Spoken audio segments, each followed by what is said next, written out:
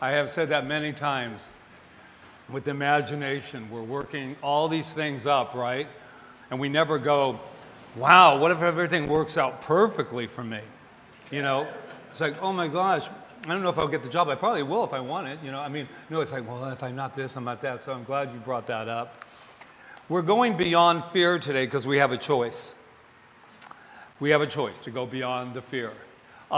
Fear, and there's one little caveat that we have to work with is, and I don't want to hear, you know, Patrick, sometimes fear is healthy for us. Okay, that's true. When I'm walking out there and a car comes and I understand that. But we're not going to argue for our limitations today. We're going to actually say, you know what? There's certain fear that I allow to be that is not healthy for me. It is not healthy in my body. I can feel it. You know, when your heart's racing and you're sitting there thinking, I don't think this is good for my heart, for me to get this and there's nothing happening. We're the tiger running, but there's nothing chasing us except what's in our mind. I heard this it's absolutely great quote, and where I got it from was Kathy Bates. Does everyone know Ms. Bates, speaking of scary? She said that she pins this in her script because she's insecure when she starts a film and through a film. And I just got God bumps. What's great about that is that you go, well, Kathy Bates has done 1 million films. What would she absolutely be afraid of? Well, I don't know, but she's insecure and she's still successful, by the way. So we don't have to wait till we're not afraid anymore before we move forward. This is the one. She got it from Dune. If you're wondering what that was, I thought you had 2 more minutes, so I put a cough drop into my thing. But now it's gone. So Frank Herbert. Does anybody ever hear that? The litany? Yes. The litany against fear. From Dune, she was all into this, and she was on a talk show. So I'm going to read it for you, and we're going to play with it for just a few moments. I must not fear. Fear is the mind killer. Fear is the little death that brings total obliteration. I will face my fear. I will permit it to pass over and through me. And when it has gone past, I will turn the inner eye to see its path. When the fear has gone, there will be nothing. Only I will remain. And I just went, wow. That's a mouthful, man. That's a statement that says, fear is here, and I spend so much time trying to avoid the fear that if we let it like a river move through us, like in meditation, when the stuff comes. I was in meditation the other day, and all these weird, I'm going to repeat it again, weird things were popping up. Instead of me analyzing it, I just let it go. And it was like, oh, well, that was easy. I should do that with my eyes open as well. So speaking of horror films, how many of you have ever seen a horror film? How many of you, and you don't have to say, how many of you like horror films or psychological thrillers? Jesus. The way, if this were a church, and it's not, I would say, why are you lying to me? First of all, I lived a horror film, if you read my book once again, but I'm going to tell you something. For some crazy reason, I like horror films. I remember the first one was Halloween with Jamie Lee Curtis. Oh, what is it? Jaws. But I liked more psychological thrillers because it was like human behavior. Now, this is what I never thought I could tie science of mind treatment into a horror film, but I'm going to try. I'm going to absolutely try. I don't know. I don't have my timer with me, but here it is. So this is what I questioned and had to look up. There's a horror film going on, and when they're in the house, right? And the phone rings, of course. And then she picks it up and, hello? And he says, I see you. Oh my God. And she's, who is this? Who is this? Who is this, right? And you're thinking, oh my God, what? He's in the house. He's in the house. And I'm going, oh God, is she going to get out? Why are you calling me? Do you really think you can get away from me? Oh my God.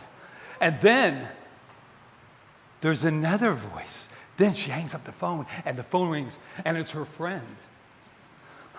Shelley, get out. He is in the house. I'm standing outside your house. I see him walking up on the second floor. Okay. She makes it. She's saved, right? She runs to the door. And what the hell does she do? She's free. But oh no, she turns around and goes back in the house. Why? Why would you do that? Especially when we're all screaming at the television or movie that we're going, get out! Get out! And she's like, no, maybe my friend's up there, maybe I should. Why do we turn back into fear? And here's the great thing. Intuition came to save her. Get out of the house, make the left-hand turn, and move slowly and leave. He's upstairs. Thank you, intuition. I don't know. Should I follow my intuition or go up the damn stairs to where the killer is? Now, that's the scene set. We are constantly, I think you know where we're going here. She's going, uh-huh. I am constantly guided and protected in every single moment. Every moment I have a phone call, if I just will allow it to be answered by me. And it says, I love you.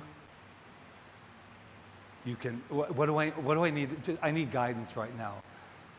And if I open up to it, it's there for me. And I go, yeah, but for some reason, and this is what they said in, the absolute definite truth of all truths from Wikipedia. No, it says, in horror films, characters often go back. So see, I'm not the only one who asked the question. Into the house despite seemingly escaping a killer because it serves as a plot device to heighten the tension and create a false security.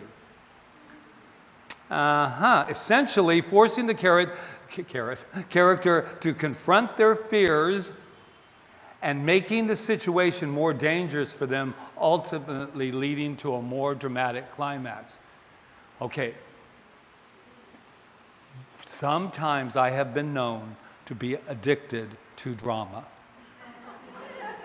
Obviously, because I'm watching horror films. So that's the message.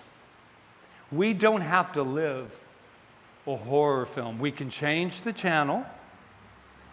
We can listen to that incredible part of us that says, I want you to live life to the fullest. You don't have to go back in there. It'll be taken care of. Living life to the fullest, beyond the fear. And to let it just...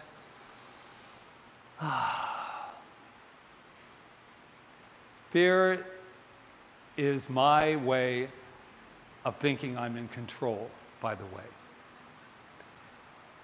We have this cat, and this will be my last little story. We have this cat, and we want to control it so it doesn't get hurt. Ever been there?